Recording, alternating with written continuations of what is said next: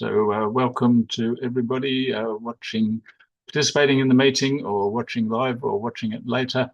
A little later, I'll introduce our speaker, Deepa Balasubramanian, who will talk about who are we, why are we here, what is the purpose of our being here. So I'm very much looking forward to that.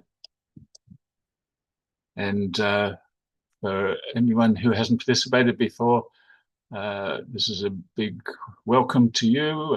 We're just trying to contribute to build a better world. So one of the principles is that we're here to learn. That's the good thing about interfaith. Is the idea is that we learn from each other. We're not trying to teach each other, unless someone wants to learn from you, as we do tonight. We want to learn from the presenter. When the group began a few years ago, we kind of remind ourselves of this quote from the Universal House of Justice: whether through deeds or words, the merit of your every contribution to social well-being lies first in your resolute commitment to discover that precious point of unity, where contrasting perspectives overlap and around which contending peoples can coalesce. So there's many kinds of dialogue where we start with points of differences and try to resolve them. I don't know whether anyone's actually succeeded in finding unity that way, which isn't to say it's not valid. That's how academia works, and knowledge is increased. But when we have unity, then we can understand a lot more. So we'll introduce our speaker a little later. And we're about to have some readings, which begin with music. But first, I'd just like to ask if we have someone to acknowledge country. Tracy will do that. Thanks, Tracy. Okay. Thank you, Colin. So those of us living within Australia, we live on the country of many nations, of many generations of being faithful to the Creator's calling, even though they may have different names for the Creator throughout the country and different names to the Creator than perhaps you're used to, but still the sentiment of devotion to the Creator, giving them a mission to be good custodians, good stewards of the environment, of all life that was in their nation, whether it was human or non-human, and to can pass on the Creator's love to the life there.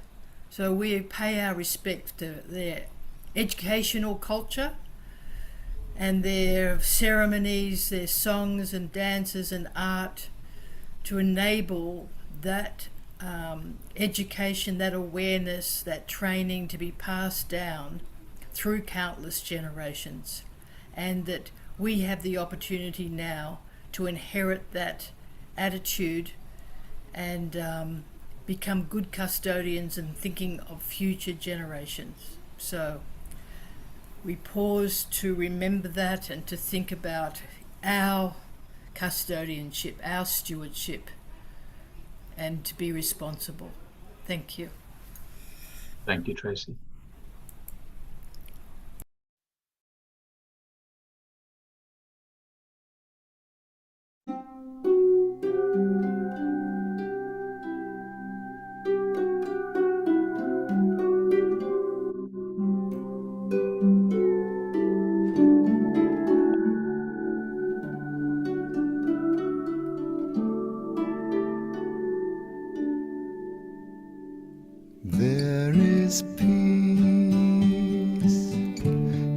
Taste it if you try, can embrace it if you try. There is love, you can live it if you try, you can give it if you try. People want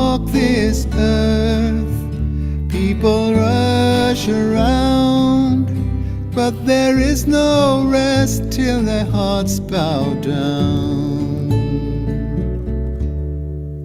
There is a dream, you can reach it if you try. You can make it if you try.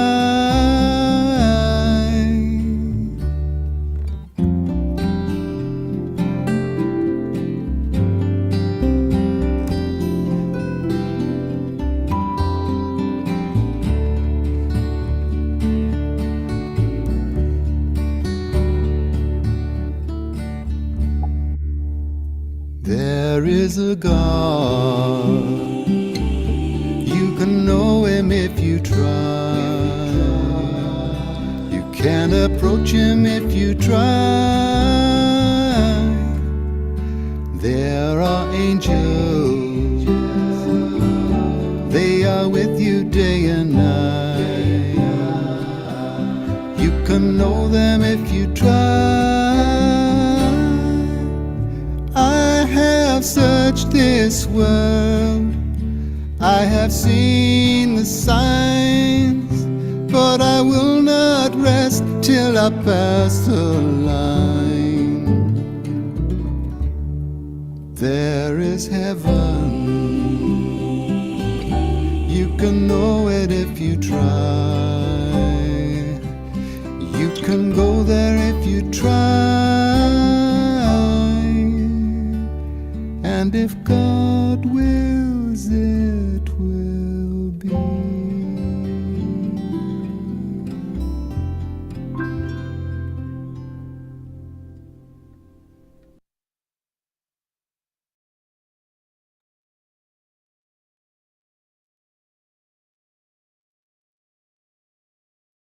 O sister, her sister, united in heart and in purpose, commune sweetly together. I will utter a prayer for such concord among family members, despise together the gods, among whom is no hatred. I bind you together, assembled for worship of the Lord, like spokes around a hub. Hindu writings.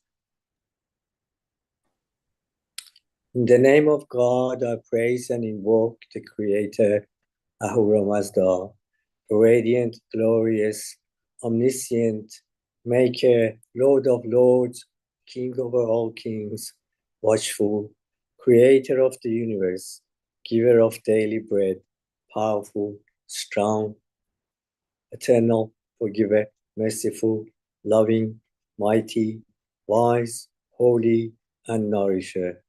May his just kingdom be imperishable. Zoroastrian writings, Linda Vesta.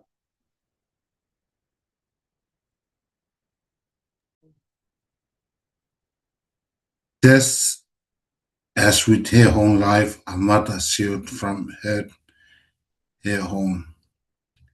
Here reach out, let all embrace, that for all the living be thine, and all embracing love for all the universe, in all its height and depth and breadth, and strength, love, and merit by hate within, not rousing enmity.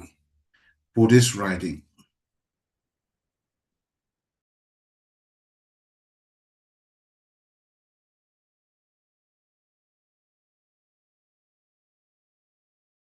I beg your pardon. Until the Spirit be poured upon us from on high, and the wilderness become a fruitful field, and the fruitful field be counted for a forest, then justice shall dwell in the wilderness, and righteousness shall abide in the fruitful field, and the work of righteousness shall be peace, and the effect of righteousness, quietness and confidence forever. Jewish writings.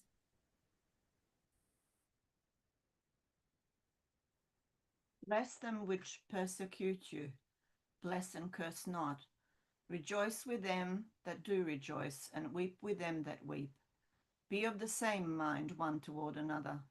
If it be possible, as much as lieth in you, live peaceably with all men. Christian writing.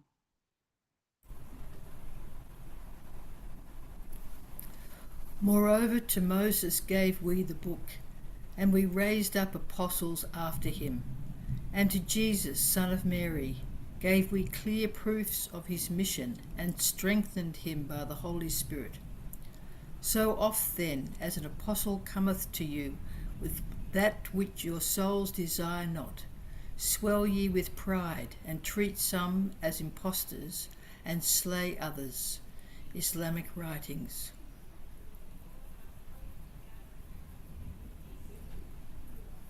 Concur with the followers of all religions in a spirit of friendliness and fellowship. Of all it has been revealed, love of one's country is an element of the faith of God. The tongue of grandeur has, however, in the day of his manifestation proclaimed, "Is not his to boast who loved his country, but is his who loved the world." Baha'i writings.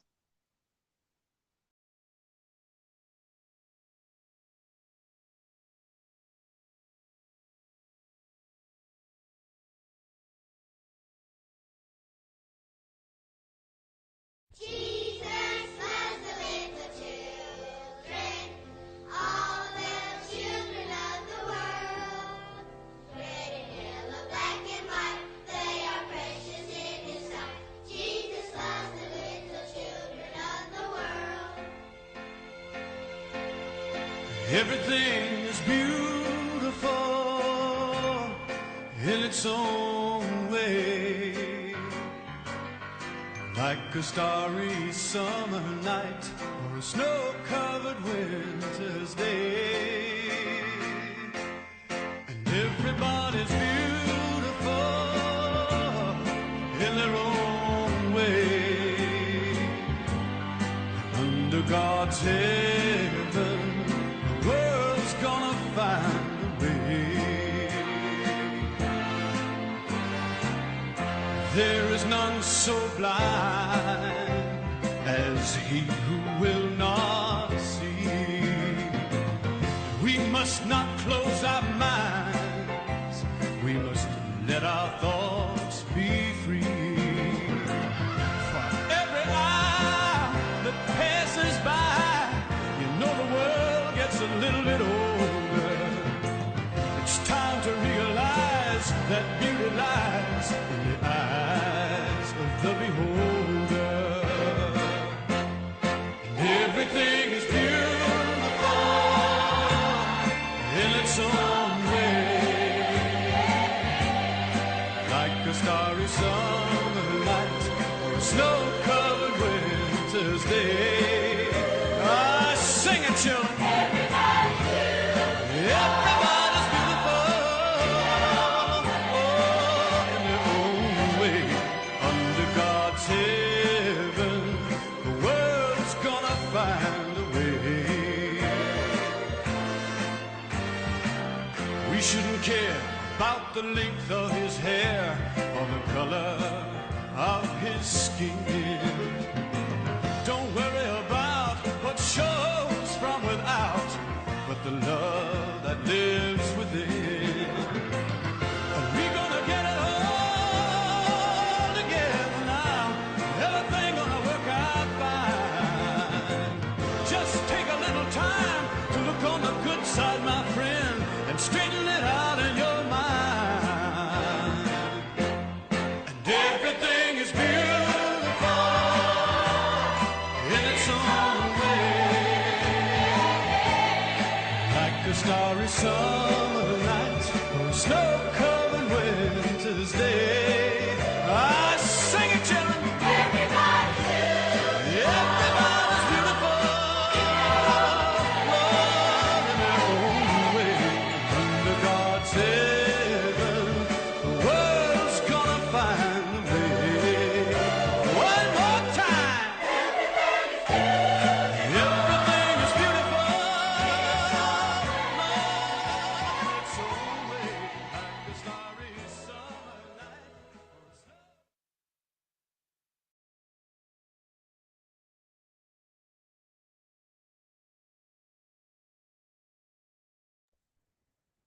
Thank you very much to the readers.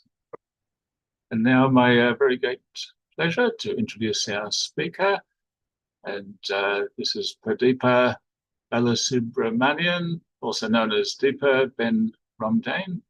I hope I said that right. You did very well. Oh, great. Thank you. And she was democratically guided into a career in accounting and finance, in which she flourished and traveled the globe fairly extensively in the line of work. Malaysian of Indian descent, her formative years were in a multi-religious, multi-ethnic environment where kids growing up did not differentiate by race or religion. They were curious and fascinated by the differences, which became a point of contention only as they grew older. A learned trait, she observed. She quite vividly recalls when she wondered if this was all there is to life: house, home, husband, children, family, successful career. Is there not something more? Not long after, she met with a near-death car accident from which there was a knowing that her recovery was made possible only due to all the prayers that were being offered across the globe according to all faiths, in churches, mosques, temples. Hence, her quest for spiritual connection was ignited. Now, as a coach and speaker, she weaves spiritual perspectives through what she does. And very much looking forward to your talk, Deepa. That's it. Yes, that's right. Thanks for that introduction, Colin. And wow, I was a little bit overwhelmed at this, the thought of this presentation, but yeah, because I'm hardly qualified to, to speak on this subject with too much authority.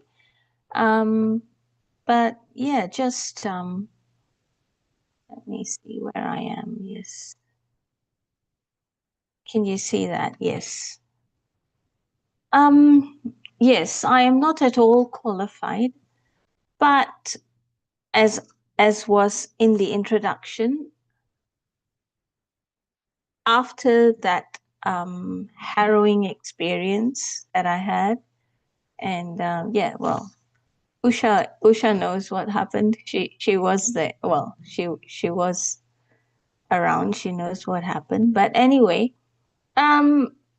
when I recovered, when I came out of it, there was just a knowing that it had to be something bigger, something more than the doctors or the medical, any of that. All that played a part, but there was, in my mind, there was definitely something more than that. And when I started asking and searching, I was guided. I had to, it's funny how it all unfolds actually. And this is something I've become more, well, I've come to understand a little bit more that when we are searching for something or when we want something, sometimes you just have to be removed from the environment that you are in so that you can then find, or whatever you're seeking can find you. It's kind of a, so I moved from Malaysia to Australia. I mean, it was kind of a conscious thing, but it happened all very fast in the sense that, I moved thinking with the idea that I was moving because of the children. They were, young primary school goers, and it was for their schooling, for their education, for their future. And I moved on that basis. Little did I know, and this has been what my husband has said multiple times after that. He said, this move wasn't for the children. This move was for you, because only then I got connected with people who were God conscious, who are God conscious, and so commenced my journey in starting to know God, to find out. And that's what I would like to just share with all of you. And I would like it to be interactive and for you to contribute to the conversation. This is a conversation that we will have. So yeah, so who are we? Why are we here? What is the purpose of us being here on earth? Who's got any thoughts, any ideas? Anyone want to volunteer a response to that? Raise of hands or just unmute and speak. My first time here, so I prepared myself to like be quiet and listen and not interject. But I've had 3 near-death experiences over a 22-year period, and the last one was overwhelming. It was a shock, but I learned a lot. I learned about who we are, expressions of the greater soul, here to basically make the most of this life, to feel this physical life, to be fully who we can be as individuals. Make the most of life and be fully who we can be. Yeah. Did I get that right? Because we are all extremely different. Although there is this underlying sameness, we are all expressions of, I call it the one, people like to call it God, some call it the source or the creator, whatever the name we put to it, it's still the same thing as, who was it, Gandhi said, God is one, people call it by many names. Yes. I love that quote, that's one of my favorites. Yes, that's absolutely the truth. And anyone else want to add to that or agree or disagree or have a different point of view? Would anyone like to? Can I please ask you whether you agree with this statement or not? For me, just just like a common sense. That people were born, or we were born. Each one of us have a mission to complete. And once they complete their mission whatsoever that God might give them, then they return to God or they die. Because everybody, when they, finish their job, and God said, okay, I gave you a mission, you completed it, whether you can do it or not, but this is the time that I have to take you back to me. So some people might have a big mission, big job. Some people have no missions. And some people just share the missions in a different way. But I always think people were born, I'm idealistic that people were born with a notion of duty and responsibility, help themselves and help the other people, like live for themselves and live for the other people.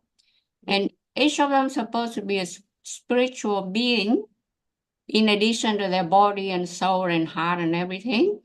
So if they are spiritual, whether they go to top of the Himalaya mountain or they go down to the bottom of the mountain, they still spiritual. So that actually they don't need to move anywhere, because God is everywhere. Thank you. That is, yes. I think, nothing to agree or disagree, but we will be discussing this as we go along. And if there are no more, Colin. Resin. Thank you. I Rosen's okay. wanted to also to add my contribution to this question. As per the Yes. Baha'i writings, we are here to develop the spiritual qualities, the virtues like love, compassion, bounty, forgiveness, because those spiritual qualities are the real nature of the human being. Since the Bible says we were creating from the image of God, and God is that virtues. God is love, compassion, powerful. So we have to reflect the qualities of God through our soul. This is the Yes. main reason we are here in this planet Earth. Thank you. Yes. Yeah, it's really, it makes me feel really, how would I say? I feel very uplifted to see that there is so much of knowledge in the room and that we're all sharing in this, in the way that, in the right way, actually, we are speaking truths. Maybe each one is speaking a little bit based on what they understand, but it is all contributing to the greater truth. And if I just, where am I? If I will, how will I change? I continue, where am I? How will I change my slides? Interesting. Okay. So if we are asked this question, people normally, tell you the name, who am I, where are you from, what, they tell you their qualifications, what's their job, where do they come from, their background, and all that. But why are we here? That, that is not answered by these answers that we so commonly give. And is this really who we are? It's interesting. This is my observation, that we speak in terms of things belonging to us. This is my book, this is my house, these are my shoes, my whatever, But all of this is mine. But then who am I? I would be really, that's, if that is interesting to you, I mean, to me it was. I said, okay, but who am I? If all of these are mine, then, but who am I? So this was something that I was really curious about. And what I have learned is that I am actually this spirit soul. Jung mentioned soul, and I think all of you did, Liliana and Rosine. I'm a spirit soul having a human experience.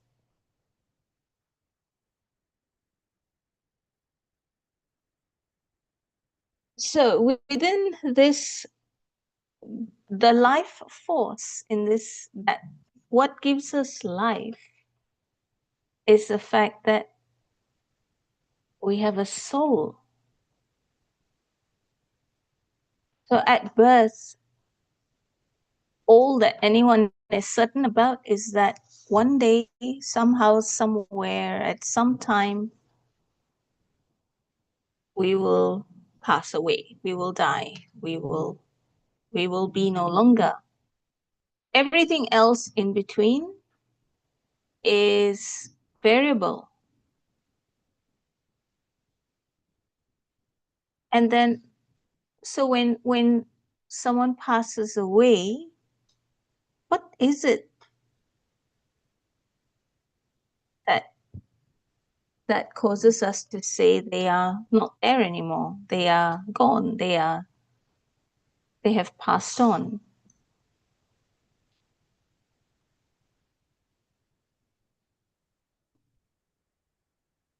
It is the fact that the soul has left the body.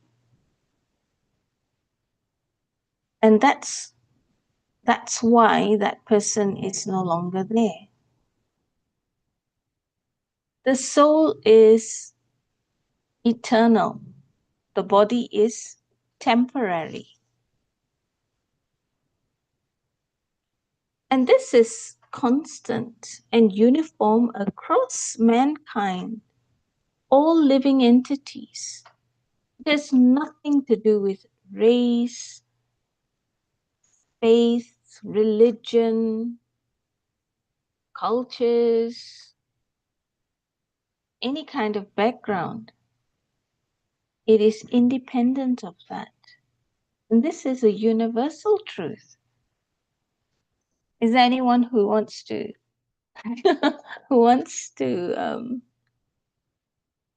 argue with me about that? I don't think there's a point in arguing, because we all see the world from an individualized perspective, from the sum of our own experiences, that they become our filters. And like you said, we can talk about it in different ways, but in the end, they all become pieces of the universal truth. Just slightly different perspectives. Yeah. So when I've talked about this, I use a cup as an example to show different perspectives. If you look at it from the top, looks like a circle with an extension to it. If you look at it vertically from the side where the handle is, it's a rectangle with a line through it. If you look at it from the other side, it's a plain rectangle. It's all still the same cup. So I use that as a metaphor to kind of illustrate that our perspectives depends on where you are in life, how you got there. Are you on the top of the mountain? Are you on the side of the mountain? Are you somewhere in the ocean? I mean, obviously not literally, but that's a good metaphor as well, I think. Yeah. Just No, it certainly is a good metaphor. It is whatever it takes so people understand or has that so that they can consider a different point of view. Or in this instance, however, whichever angle we look at it does not remove the fact that we are born and one day we will die.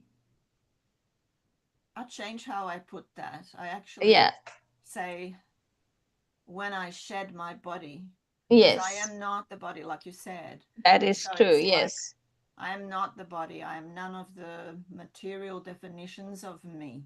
I'm just absolutely here temporarily. You said all this, right? So Yes. I kind of, over the years, because my last near death was in 98, I've kind of changed the vocabulary even that I use to describe some of life, really. And yes, you're I'm actually writing a absolutely book right, that's Lilian. titled What Death Taught Me About Living, and meaning the death of the body. When you kind of put all that aside and away. Yes. No, language is important. But yes. So what if we just move on? We have accepted that, I believe that this is a universal truth, that one day our soul will leave our bodies. So then that takes us to consider, what then is the soul? Can I please just ask you a quick question before we move on? Yep. The soul, as you said in the previous statement, is the soul is eternal. That's correct. That is very scary concept. I prefer the soul is not eternal, because what happens if they are bad souls? So the bad soul will be eternal forever. We cannot get rid of bad souls. There is no such thing as good and bad souls.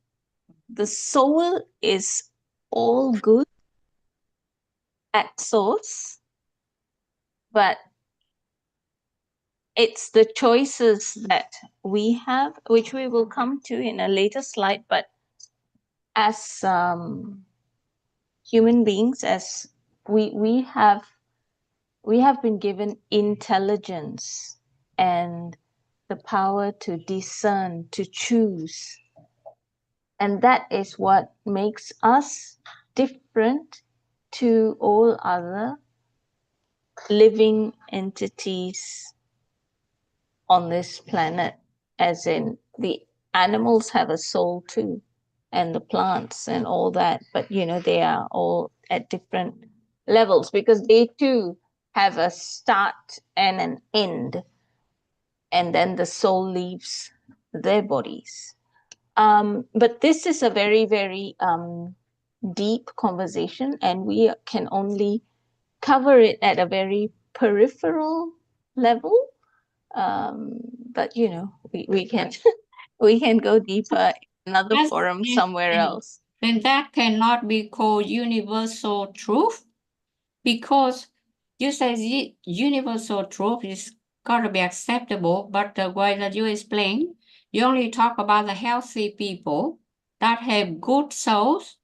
But I tell you, the bad souls, they don't even know that they are sick.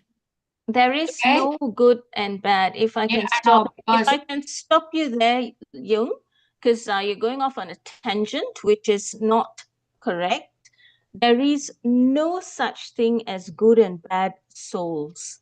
We are all good, because if we just continue on with the next slide, you will see why. What is the soul? It is spirit, a speck of God essence. It's like a drop of water is the same, whether it's one drop or whether it's the whole mighty ocean or the flood that's destroying a whole place, but it's still the same drop of water, just different in quantity, different in strength, different in magnitude, the soul is God essence. It is a speck of God, spirit. And that is why it is not bad. Are you saying God is bad? Well, I said 16 years old, left the house, run away from the duty, from home, and you think that they have good souls? I don't know your circumstances. No, not my circumstances. You got to understand social structure. Not everybody, they're not sick, but they just don't want duty. So if people leave home at a young age, that's why we call juvenile delinquents. That's why we have jails, probation, we have police. And you telling me every source is good?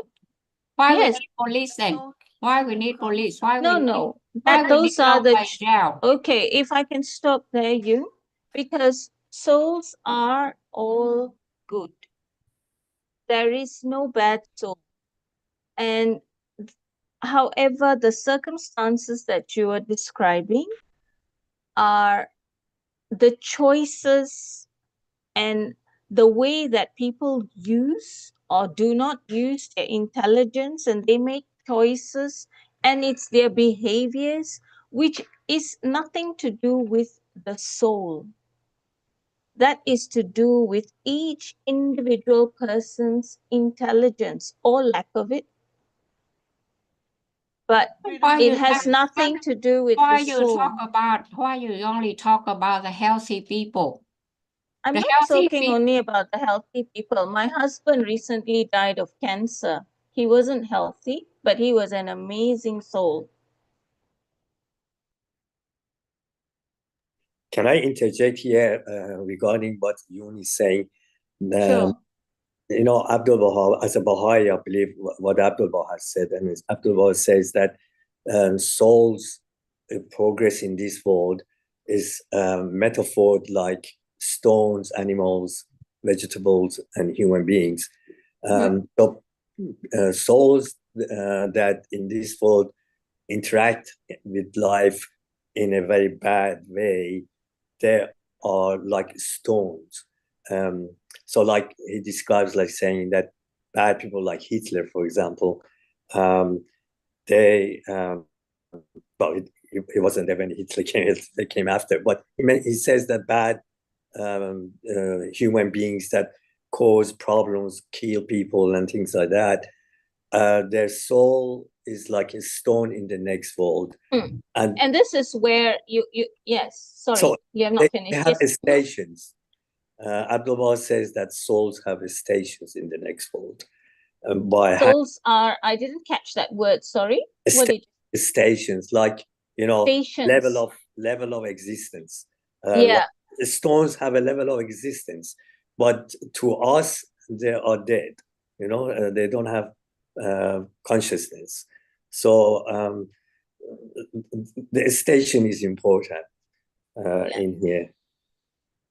Okay. The soul is consciousness, because that is what gives us consciousness. That is what is the source of our life. Exactly. Yeah. And if we do not have the soul leaves the body. That's when we are considered, we are dead. The body has no more life in it. And you have all heard about, I mean, karma is a Sanskrit word that is, it means your actions, karma. And we say good karma, bad karma, and it can be, you know, good karma supports the elevation of the soul. Bad karma then degrades the soul. And the whole purpose is, at the end of the day, is for our soul elevation to go back home to Godhead, because we are presently like fish out of water. As spirit souls, this is not where we belong on this earth, which is why we have so much of, you know, we don't feel comfortable. Everything is a problem. There are issues left and right, because this is not where we belong. But we have okay, I'm kind of based on the quality questions that are coming up, it's kind of skipping around, but if I move on, the Supreme does not force his parts to go back to him, because if it is force, then it is not love. It is not our own free will to go back to him. And we have actually,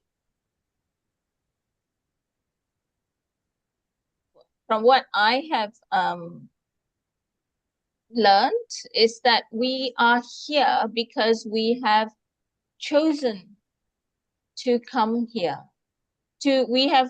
We thought we can do better than God. And so we wanted to, like our children who move out of home.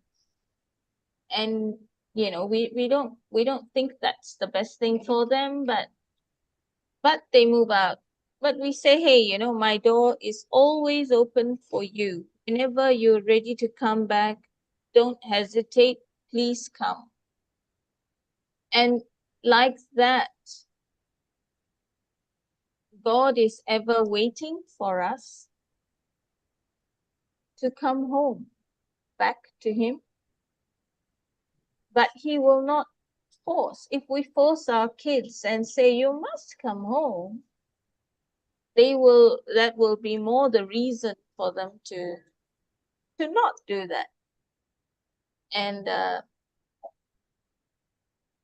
yeah, so the way I see it is that because we have chosen to separate from God, we thought we could do better than him. Like we do. I mean, we always know better than our parents. What do they know? We know better. And we, as someone said it earlier, God created, or it was it in one of the readings, I can't remember, but God created us in his image.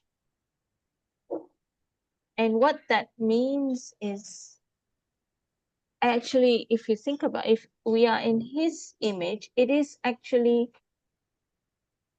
quite simple to understand what God wants from us, or what his expectations are of us, and what his role is to us. Because that is exactly what we are expecting of our kids, if we think about it.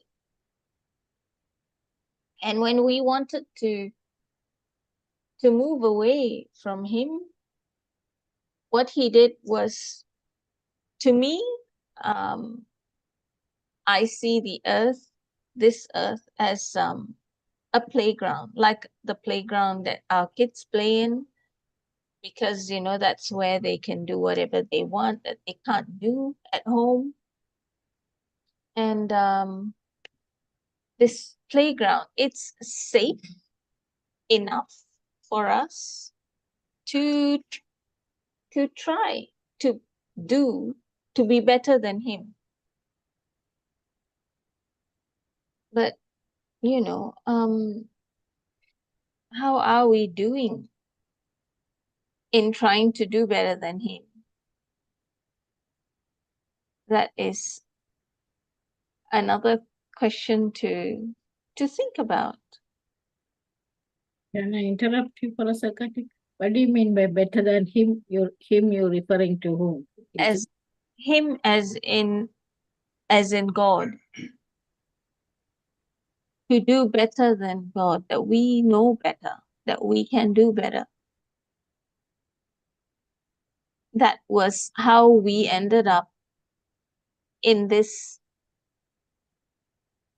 planet, in this life. We chose to come here because we were all heart of spirit, in the spiritual realm with God. And we chose to separate from him and come and try our hand at doing better than him.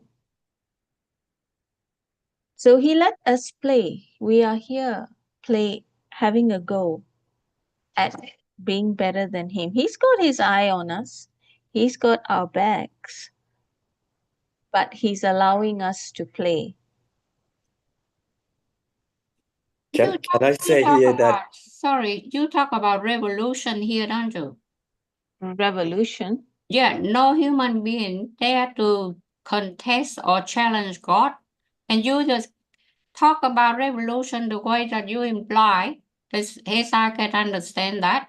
If we study history and revolution, that is all about. God said, build the kingdom on earth.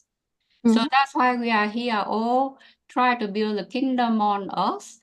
And nobody rush us to go back to God. When people haven't finished their job, God doesn't wait for us to come back. He said, I give you a job down there. Do the job correctly, properly, within finance, budget,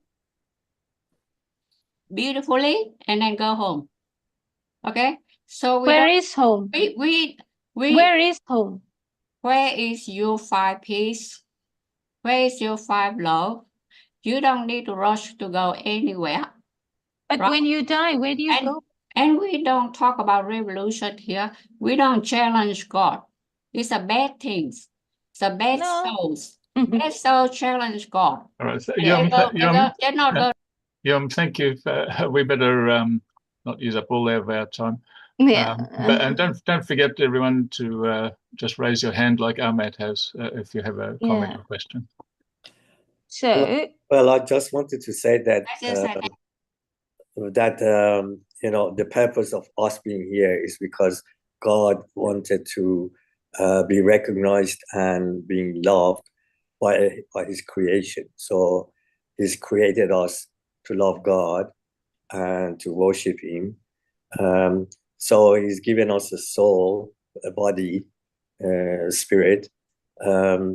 So this soul, spirit, and body are progressing in this world, in this physical world. And there are many worlds of God. So when we pass away, we go to another dimension of another world of God. That's my thinking about it. Mm-hmm. Yep. Okay. Yeah.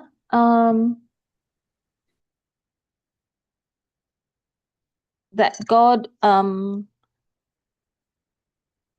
gave us what Jung said was God gave us a mission here, but I'm not sure about that, because here is not the spiritual kingdom and our spirits don't belong here. And Ahmad, you said, but from my point of view, what Jung says, our mission is to worship God, yeah, progress spiritually in this physical world. mm-hmm. That's that, what. well, that is yes, God would love for us to serve Him, to do as He has said, as He has laid out in, and there are so many different spiritual texts that give guidance on what God expects of us and would love for us to do, to show our devotion to Him.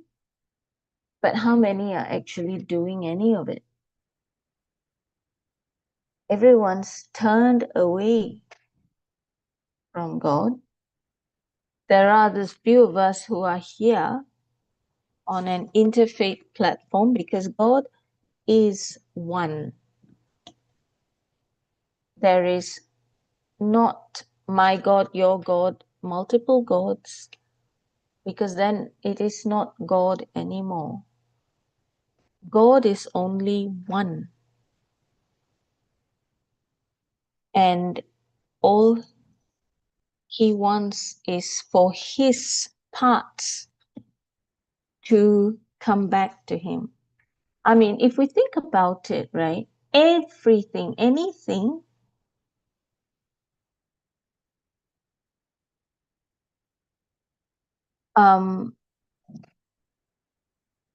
works when all its parts are in harmony, working together. But if, the parts of a car are just parts of a car, if it's not assembled together as a car, it doesn't function as a car, for instance. And as spirit, soul, we are parts of spirit. And if we are all working in harmony with spirit, doing as He has said in all his in all the spiritual texts that are there, it's pretty much talking about devotion to God and serving God and things like that, then we are in harmony, and then the whole works better, works as it's intended to be.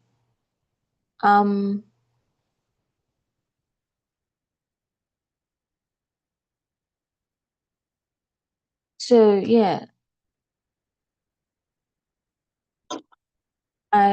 So as I said, because the conversation has gone gone in certain directions. We've kind of not kept to the slides, but we've more or less covered the content of the slides. That we did say that God is one. It's like, and the way I think of it, it's like all of us speaking different languages, but we are essentially saying the same thing. And all faiths, all religions, all speak about love. To love all souls, to love God, to not kill any soul, bar none. And this is the essence of all faiths, all religion, because that is the essence of God.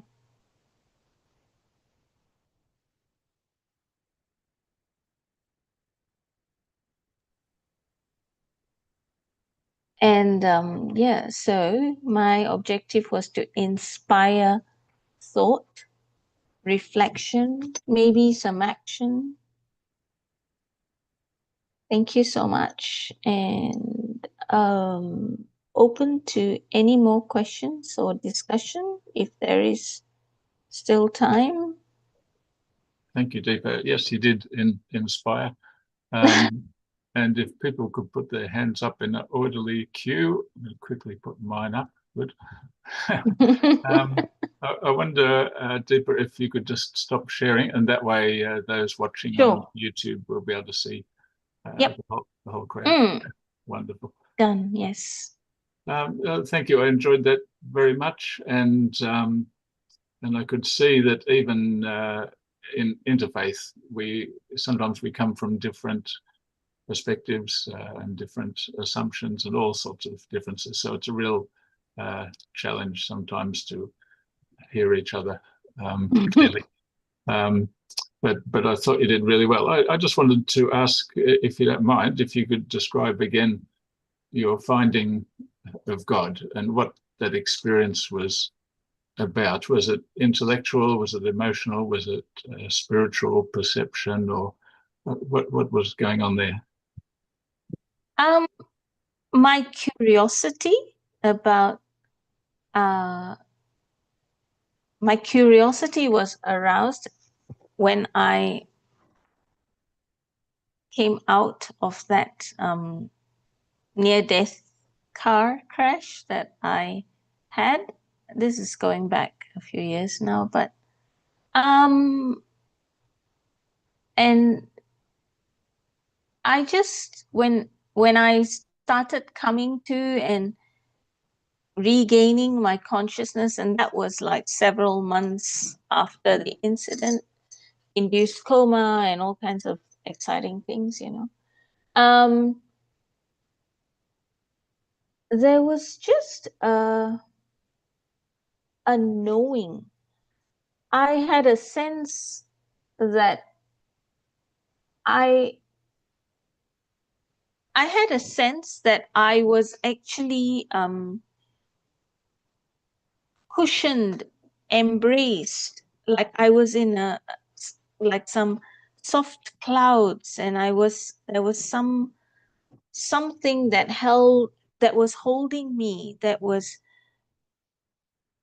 cushioning me, and and I had this sense of that, and then I heard all the stories about how different people, because I had friends all around the globe, my parents and family, and just my friends, and I heard about all the stories of how everyone was holding prayers for my recovery,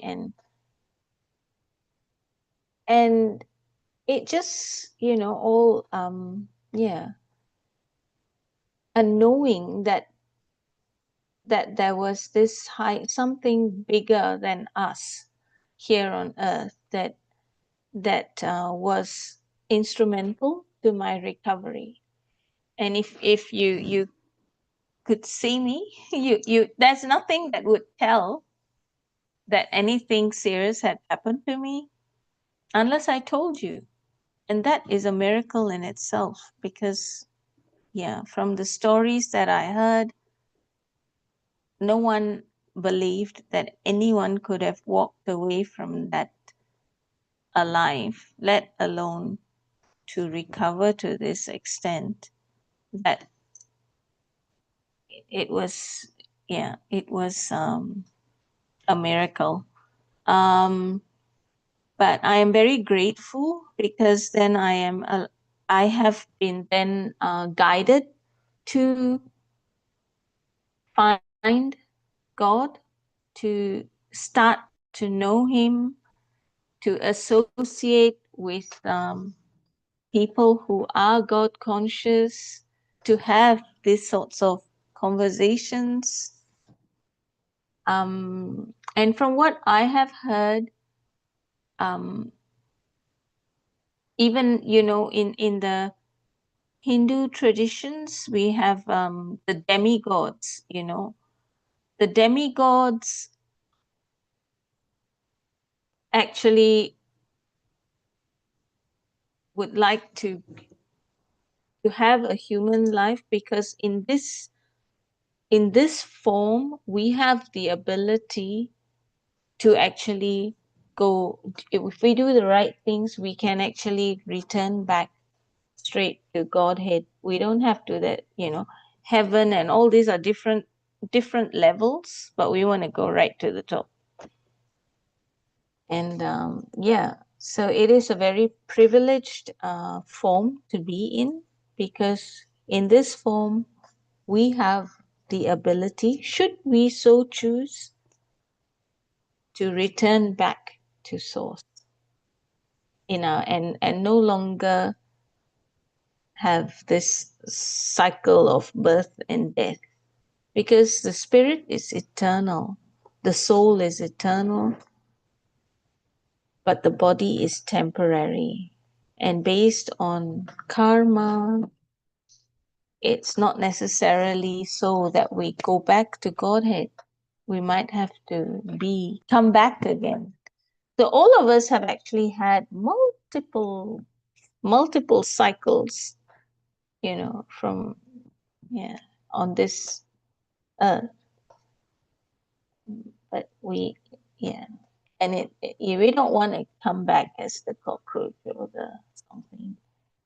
We come back as humans, because then we can choose, and we can choose to go back.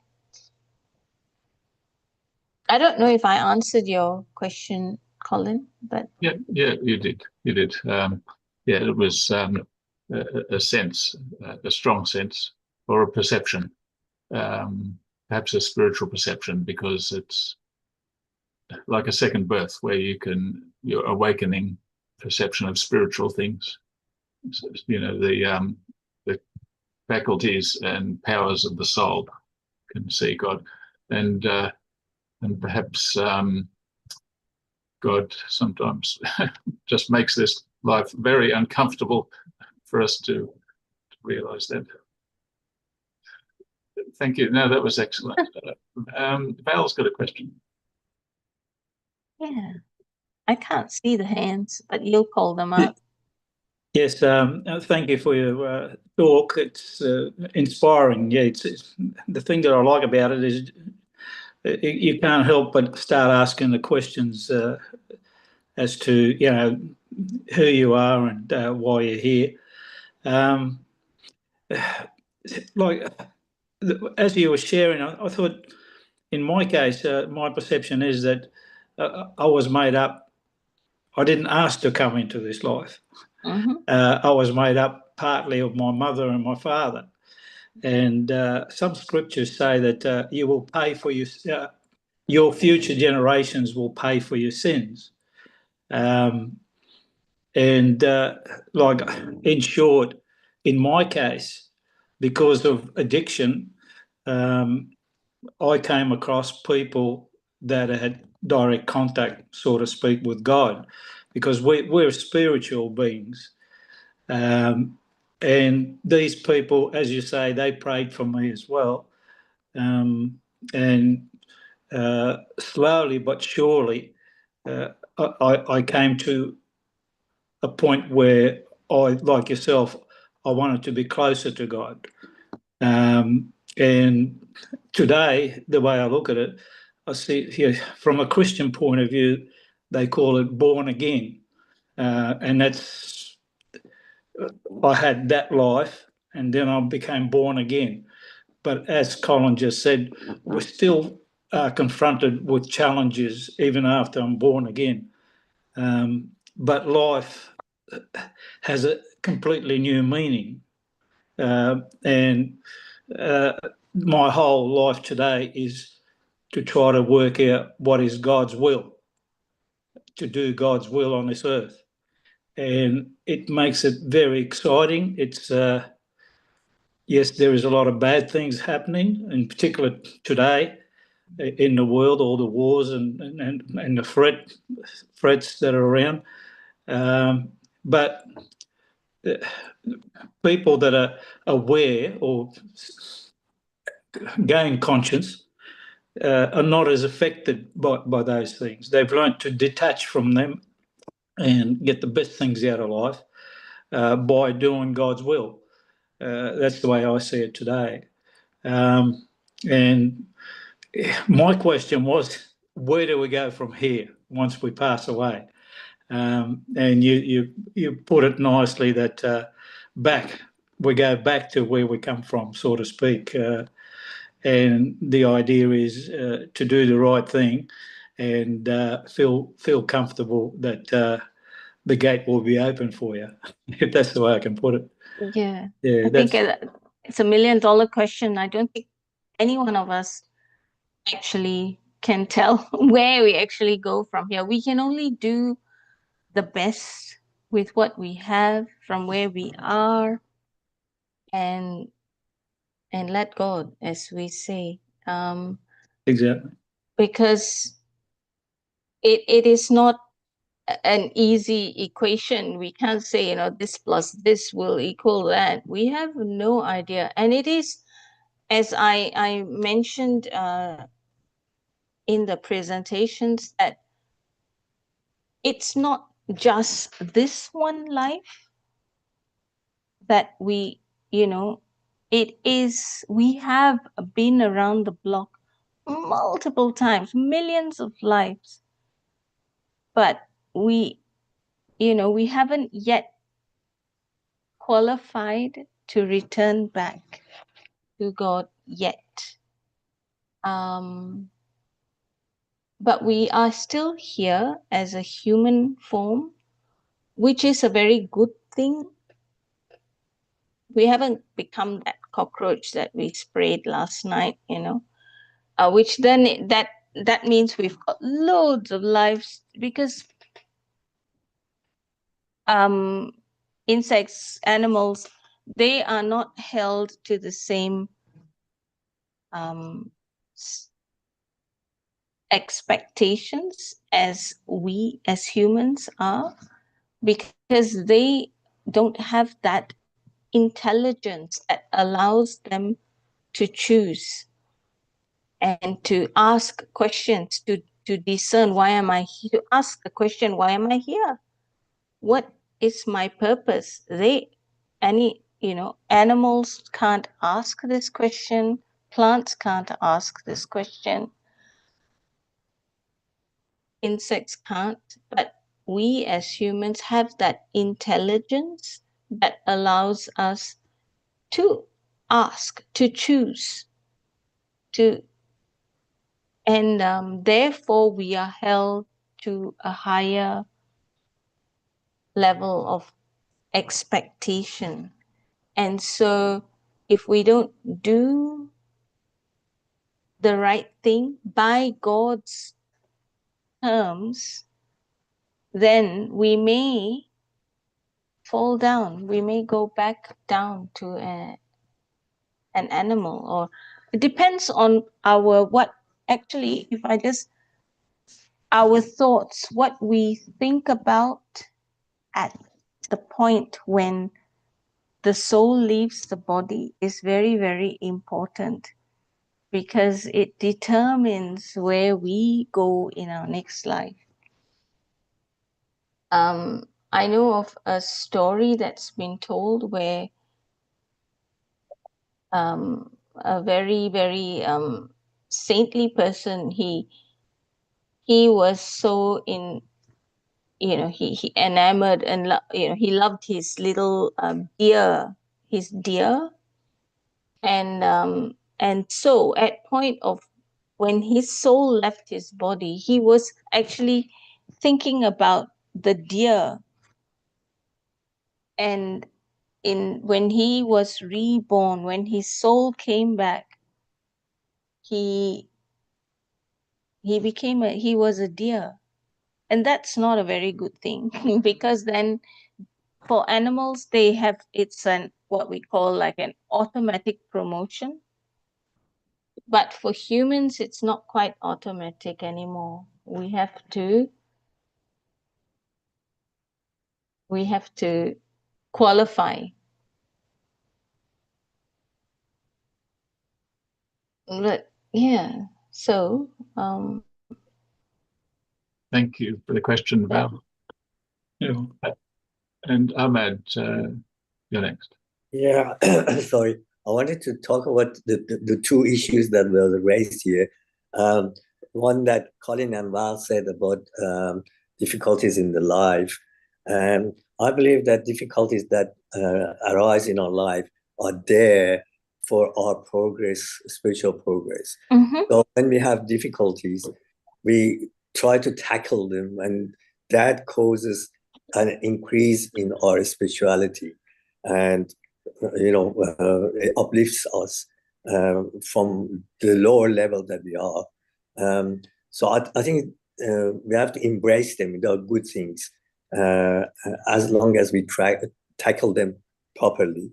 The other issue, I don't believe about coming back in this world. I look at the creation. The world of existence is vast and in infinity.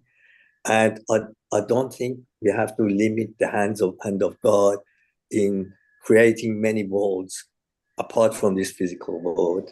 And I think that when we come here, we only come once.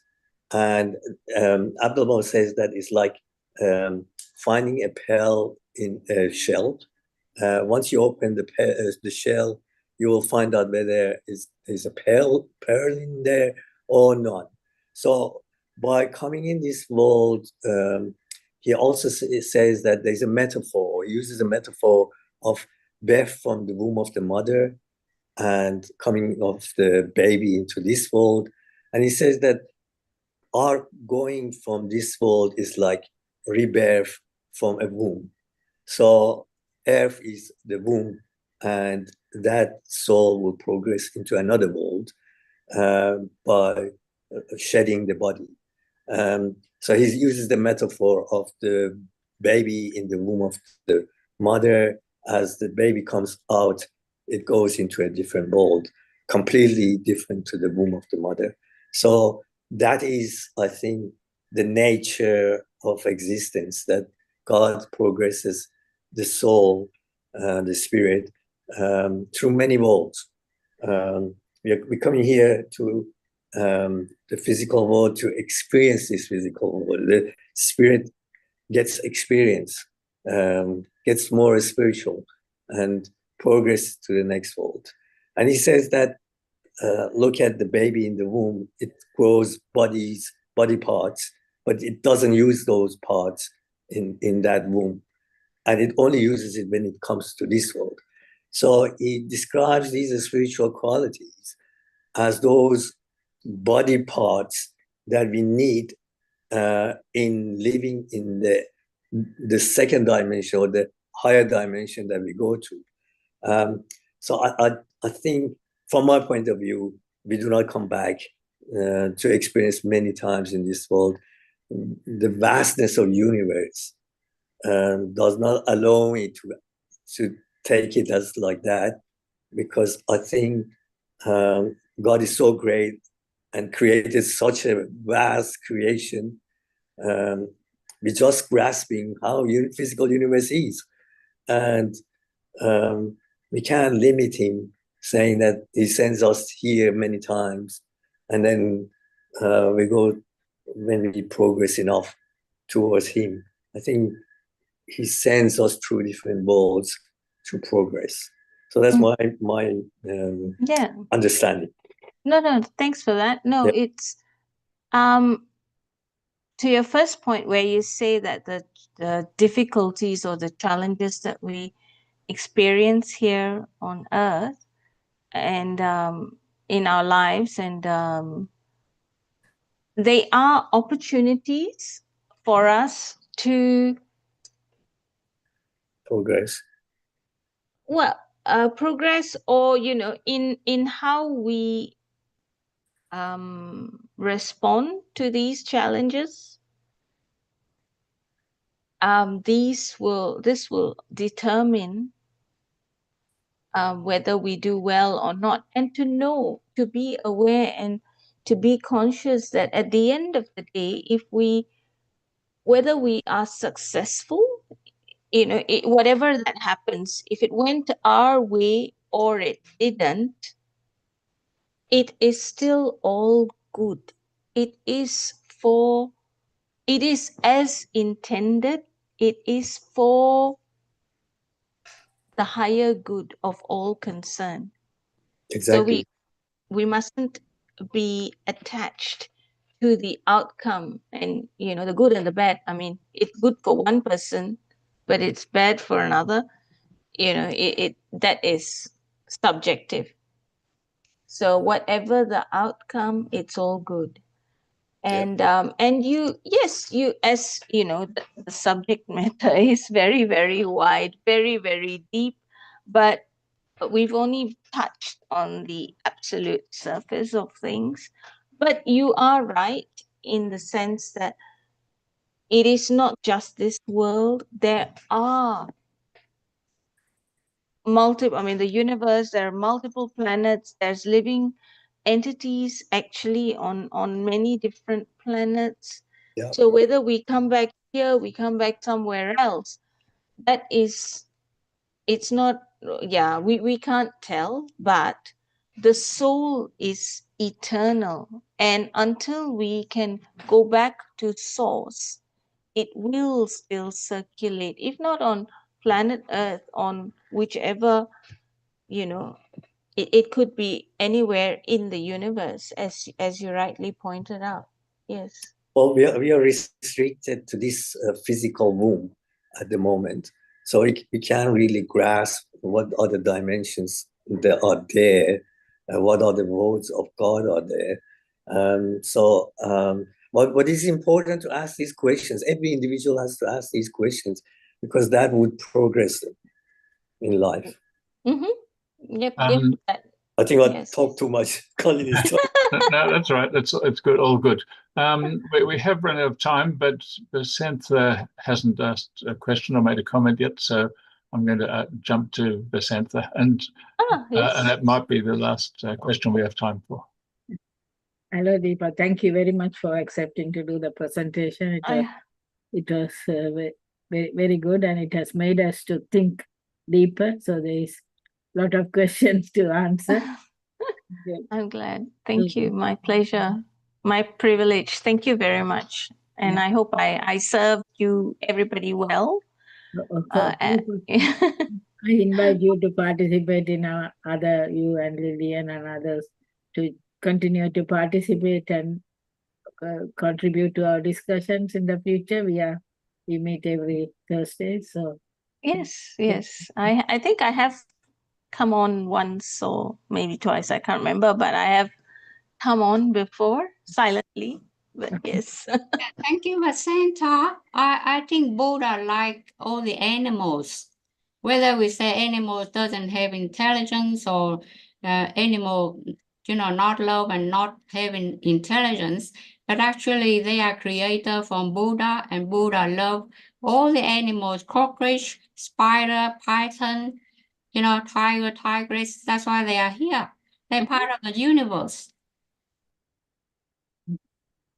Yes, they are. And God loves all souls, regardless of the body that we are in. So yes, God loves the amoeba, God loves the, whatever, the animal, the human, everyone. Because God does not differentiate between the souls in each of the material bodies. Thank you, Deepa, and thank you Thanks very all much. the participants. That was a wonderful presentation. I really enjoyed it. One more thing. Thank you, Isha, for introducing Deepa. Thank you. Thank you. Thanks so much. See you, Thank you all. everyone. Good Good night. night, everyone. Good night. Thank you.